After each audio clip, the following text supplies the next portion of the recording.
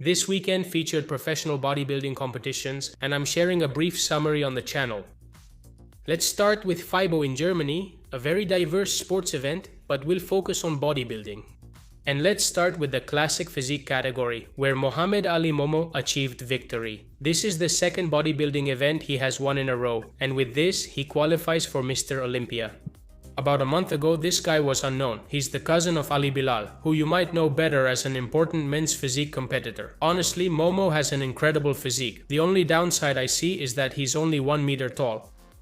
No, seriously, I don't want to be mean, okay, but the comparisons are tough, you know? I know this is classic physique, which is why there are height classes.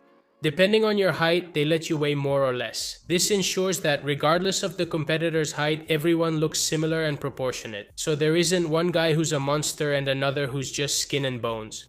And this is great, but I mean, up to a certain point, I admit that Momo's physique is amazing and I'm going to analyze it now, but the fact that he can beat guys where literally the guy next to him, his glute is the size of Momo or his leg is the size of all of Momo, well, that really surprises me. I'm going to show you his score sheet. First place went to Muhammad Ali with a 4 second, to Eric Rave with 5 points, third to Richard Nagy with a 9, this gentleman with such an interesting look. Third was Nick, fifth was Ayama Laos. I also want to show you that a couple of Spaniards took part in this event, Victor del Olmo and Alberto Alonso. They finished among the last. I'm not sure if it was the background or the lighting, but at this event, the bodybuilders looked amazing, and this top 4 in Classic I'm showing you have outstanding conditioning. The winner, Momo, looks super shredded, with very high quality muscle, deep and defined cuts, muscle striations. Honestly, he brought a spectacular look, if I had to point out a flaw, without a doubt. The back, which I think could be improved, but everything else is really good. We'll see how he does at the Olympia. Now let's move on to the open category, where we've had a pretty interesting showdown. We've had Sasan Eirati, who's already an OG of the channel. In fact, he recently won the Booby Prize for the worst arms in open bodybuilding. And Sasan has beaten Mohamed Nassour, also known as Mo, like the one from The Simpsons, yes. In third place was Dawid Zanota, and in fourth was Abdullah Alawadi, fifth Dennis Friedrich. As you can see, they're not exactly top Mr. Olympia contenders, nor are they the best open competitors in the world. There were only 7 guys in this competition, of which 6 showed up.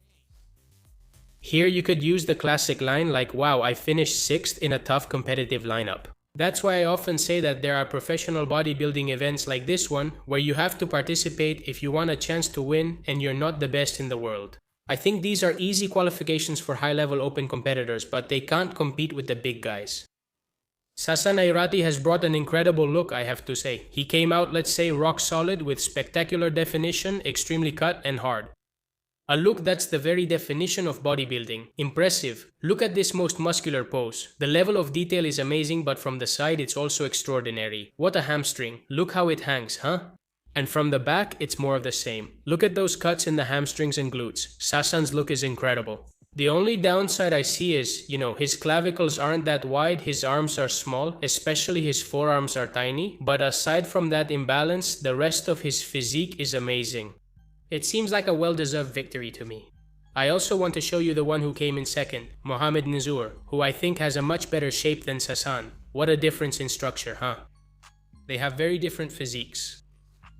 Looks good from the front and back, but I didn't like the side view. Still, great physique.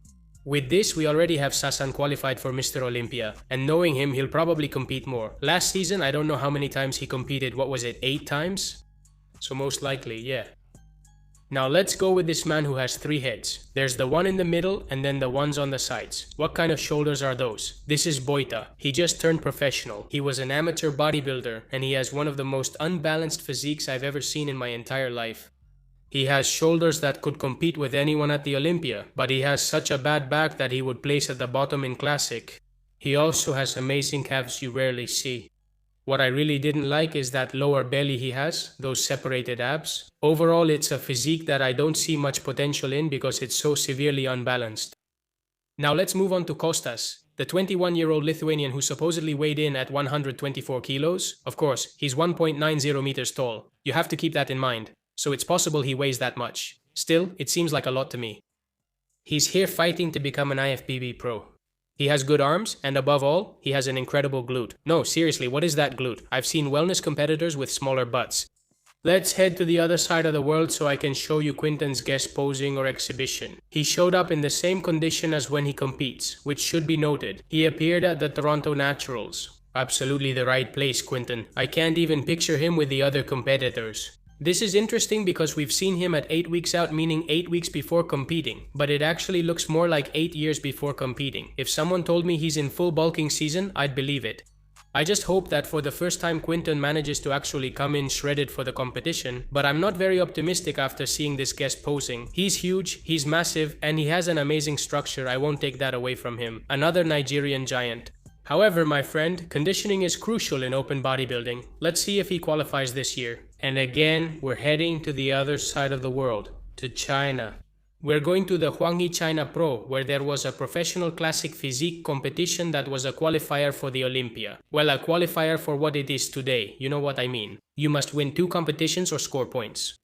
And I have to say this has basically been pay to win, right? If you have enough money to travel to China and stay there, it's one of those competitions that I see as easy to win for many classic athletes of a certain level. There were good physiques, no doubt, but I haven't seen anyone that makes you say, wow, this guy's amazing, no.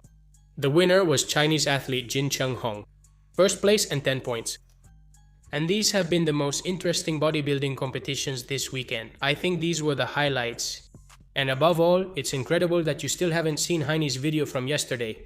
8 Mr. Olympia titles, one of the best in history. Come on, it's on the channel. That's it for today. RSYT Culturismo signing off. See you next video. Bye.